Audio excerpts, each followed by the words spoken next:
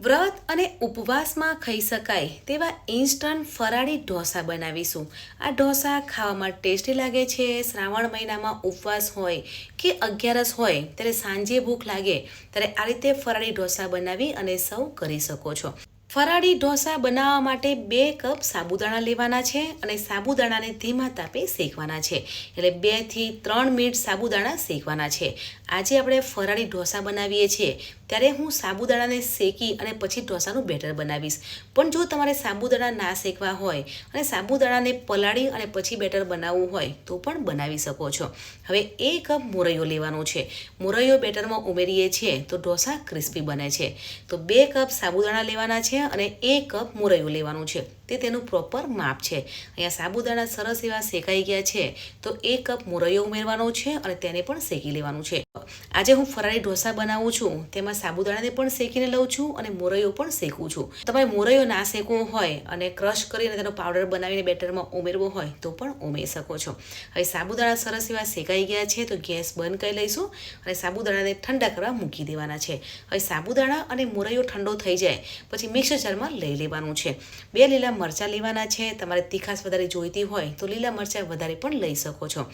આદુના ટુકડા લેવાના છે। 1 ચમચી જીરું લેવાનું છે અને 1 કપ ખાટું દહીં લેવાનું છે। તમારે દહીં ના લેવું હોય તો છાશ પણ લઈ શકો છો, પણ ખાટું દહીં લેવાનું છે। 1 કપ પાણી ઉમેરવાનું છે અને એકદમ ફાઇન ક્રશ કરવાનું છે। જે ઢોસાનું બેટર હોય છે તે બેટર બનાવવાનું છે। ઢોસાનું બેટર બનીને તૈયાર થઈ ગયું છે તો બેટરને બાઉલમાં લઈ લેવાનું છે અને થોડું પાણી ઉમેરીશું, કેમ કે ઢોસાનું બેટર છે તે થોડું પતલું હોય છે, તો થોડું પાણી ઉમેરવાનું છે અને સાથે મિક્સ કરી લઈશું। તો ઇન્સ્ટન્ટ ફરાળી ઢોસાનું બેટર બનીને તૈયાર થઈ ગયું છે, પણ આપણે બેટર બનાવ્યું હતું તેમાં મીઠું નથી ઉમેર્યું, એટલે જે આપણે ઉપવાસમાં મીઠું ખાઈએ છીએ તે મીઠું ઉમેરવાનું છે। એટલે 1 ચમચી સિંધવ મીઠું ઉમેરવાનું છે અને મરી પાવડર ઉમેરવાનું છે। સાથે મિક્સ કરી લઈશું। ઢાંકણ ઢાંકી અને 30 મિનિટ મૂકી દેવાનું છે। ફ્રેન્ડ્સ, 30 મિનિટ થઈ ગઈ છે તો હવે આપણે ફરાળી ઢોસા બનાવીશું। ઢોસા બનાવવા માટે નોનસ્ટિક પેન લેવાની છે, પણ જો તમારી પાસે નોનસ્ટિક પેન ના હોય તો આયર્નની પેન પણ લઈ શકો છો। પેન ગરમ થઈ જાય પછી પાણી સ્પ્રિંકલ કરવાનું છે અને એકવાર ક્લીન કરી લેવાનું છે। ઓઇલથી ગ્રીસ કરવાનું છે અને ઢોસા બનાવી લેવાના છે। હવે ઢોસા બનાવતા હોઈએ અને બેટર થીક લાગે તો થોડું પાણી કે છાશ ઉમેરી અને બેટરને પતલું કરવાનું છે અને ઢોસા બનાવી લેવાના છે। ઢોસા એક બાજુથી શેકાઈ જાય પછી થોડું ઘી, બટર કે તેલ લગાવવાનું છે અને બંને બાજુથી ક્રિસ્પી થાય ત્યાં સુધી ઢોસાને શેકી લેવાના છે। અહીંયા ફરાળી ઢોસા બનીને તૈયાર થઈ ગયા છે। તે જ રીતે આપણે બીજા ઢોસા બનાવીશું।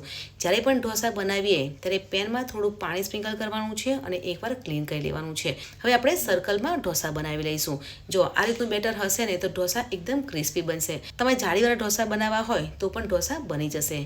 હવે એક બાજુથી ઢોસા ક્રિસ્પી થઈ જાય પછી ઢોસાને ફેરવી લેવાના છે અને બીજી બાજુ પણ ક્રિસ્પી કરી લઈશું। તો બંને બાજુથી ક્રિસ્પી થઈ જાય ત્યાં સુધી ઢોસાને શેકી લઈશું। તો અહીંયા ફરાળી ઇન્સ્ટન્ટ ઢોસા બનીને તૈયાર થઈ ગયા છે। વ્રત, ઉપવાસ અને અગિયારસમાં ખાઈ શકાય તેવા ઇન્સ્ટન્ટ ફરાળી ઢોસા બનીને તૈયાર થઈ ગયા છે। આ ઢોસા સાથે ફરાળી ચટણી સર્વ કરી શકો છો અને એકલા ગરમા ગરમ ઢોસા ખાવા હોય ને તો પણ તમે ખાઈ શકો છો। બાળકોએ ઉપવાસ કર્યો હોય અને બાળકોને સાંજે ભૂખ લાગે ત્યારે તમે પણ આ રીતે ઇન્સ્ટન્ટ ફરાળી ઢોસા બનાવી અને સર્વ કરી શકો છો। તો તમને આજની મારી ફરાળી ઢોસાની રેસીપી કેવી લાગી કમેન્ટમાં જરૂરથી જણાવજો। મળીએ છીએ નવી રેસીપી સાથે।